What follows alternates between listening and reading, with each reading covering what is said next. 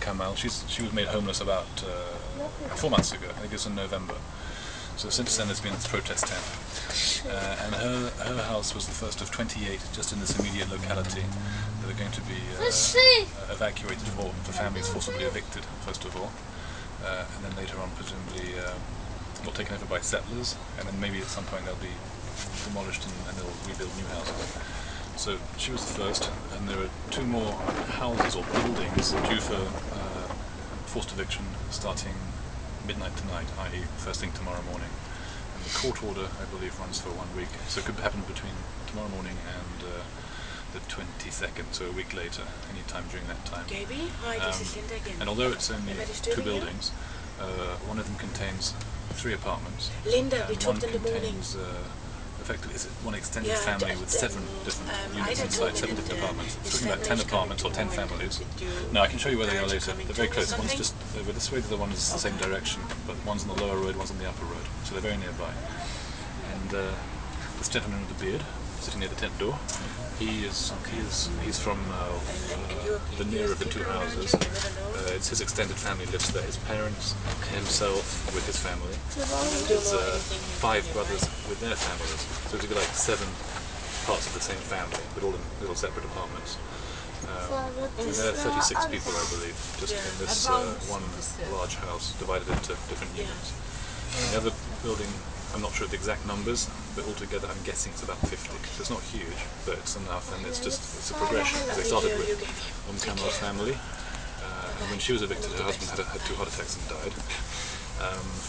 And they're going to come back obviously and take the other 25 whenever they get court permission to do so, or when the appeals process ends, or however it works. I don't know why they're doing it in stages and not just all together, but that's the way the legal system works, perhaps, if it does work.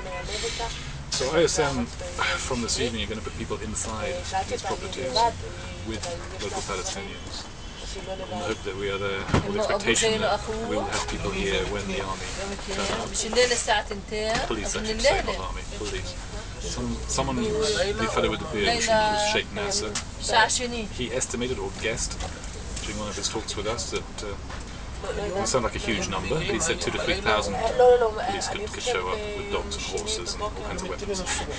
So we're going to be vastly outnumbered. Is that impossible? No. I think it's impossible, isn't it? No. 300. Okay, that's what they meant. Because also Kamal said when her family was evicted that she gave a figure of 3,000. It was translated for us as 3,000, but again maybe they meant 300. Alright. So anyway, so we'll be there, and we'll have to get on the phone first thing and start filming. And we just hope the theory is that we can delay things long enough to alert national and international media to get here to film what's happening from the outside. We might have people outside as well, sort of lookouts. I don't know quite. We're meeting this afternoon with Tom, who's our coordinator, I guess. He's going to sort out tactics and strategy, and then that's what we do when the guys do arrive. So we haven't got precise details, and even if we did, probably it would be secret. So I couldn't tell you. But we only have limited numbers, and we don't know when this event is going to happen. And it's even possible that it might not happen for the whole of the week, and they might just wait for the court order to lapse and get another one and come in a few weeks' time. What's the court order? Well, the court order gives, I don't know if that's the right terminology, but it gives the Israeli authorities, that is the police, permission to come and evict the family. But during a set period of time only. Sure, but how, what's the reasoning? The reasoning, again, as far as I'm aware, and you can correct me if I'm mistaken, because I probably am, the reasoning, of course, as always with the Israelis, is that they claim the houses have been built without proper permission. Well, in this case, it's more complicated. We had a press conference, I think, 2 days ago, on Thursday, and we heard one gentleman from the local committee went into the historical background, and it goes way back to 1956, because these people living here are refugees from the 1948 war, so they came here. They've been living here since 56. Of course, when they came, it was Jordanian. It was pre-1967. So they had an agreement with the Jordanians that they were long-term tenants, or possibly, but it's been debated in court, possibly owners of these properties. I think the idea is actually that they're tenants. But there's actually an appeal going through the So it's the High Court rather than the Supreme Court, but one of the courts as we speak. And so the appeal process hasn't been finished because they found some documentation going back to the Ottoman time. That's pre-1918, which they think supports their case.